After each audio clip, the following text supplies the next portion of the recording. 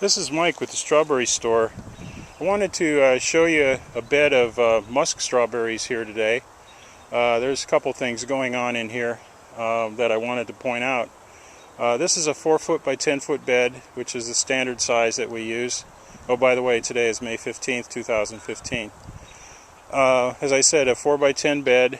We've standardized the size of our beds so that we can move hoops in here for bird control with bird netting, or extend the season with some plastic, or even put some shade cloth on some of the more sensitive plants. So the hoops will move from different beds to other beds to be used for various purposes.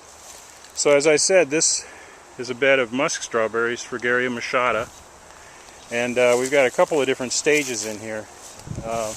Most of the big ones, the largest plants, are either capron or tortona, profumata di tortona, which are two Italian varieties, and we sold these as plants for several years, a number of years. You can see some real small ones in here. There's a small one, and there's a couple more over here. I filled them in. I just had some extra seedlings. These are from the seeds that we sell. The seedlings, I'm just going to test them out here. We've been doing a little bit of testing with them, but I wanted to test them in this bed. And at this point we don't know if they're male or female, so we should know next year.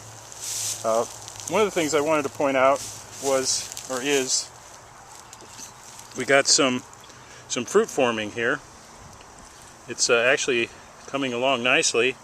We have fruit forming at the same time as blooms continuing to open. You can see some fruit there. These are going to be loaded with fruit here pretty soon. I need to get some straw in this bed to kind of cushion the berries. When they get heavy, they'll bring the stalks down and they'll lay in the soil. So I want them to lay on some straw. Early in the season, we were a little concerned because we had a late frost, and some of the early flowers did get hit by frost, and it actually caused them to die and to not pollinate. It looks like the extended cool period that we've had this spring has helped bring back the crop a little bit, and give us a second chance here with some more flowering, some more fruit. You can see a fruit over on this really small plant starting to turn like a reddish color. It's not near maturity yet, but sometimes they will start turning colors early. Some of these smaller plants were planted in the fall. Actually, the bigger plants were planted in the fall too, but they were in containers and they were like 2 years old. Some of these smaller plants, except for the seedlings, were planted last fall, and they were rooted runners from some of these larger plants.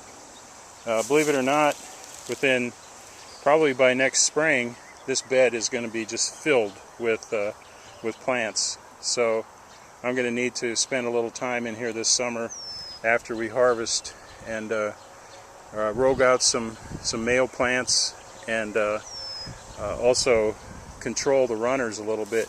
You can see they're already producing runners. Here's runners here, and you can move these around to wherever you want to move them to kind of control where they end up rooting.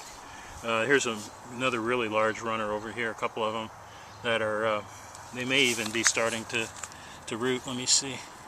No, not yet, but it won't be long. We're supposed to get some rain tonight, and that'll help loosen everything up and moisten the bed so that the runners will start rooting.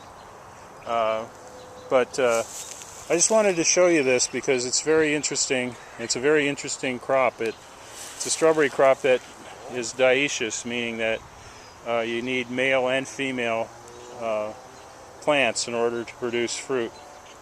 Usually the ratio that's recommended is 8 females to 1 male.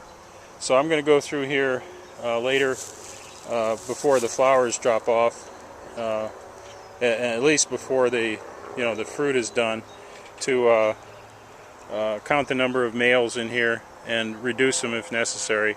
There's no reason taking up space with males if you don't need to. This bed, if you had 4 males, you probably have more than enough to take care of the pollination in this size bed. So I don't know if you can see that this flower here is both male and female. Let's see if I can find some. Here's one that appears to be a male. I'll have to look at it closer, but the female part of the plant, or the flower, is not very well developed. You can see here there's a fruit starting to turn colors again. So anyhow, this is Mike with the Strawberry Store signing off. We'll see you later. Thanks for watching.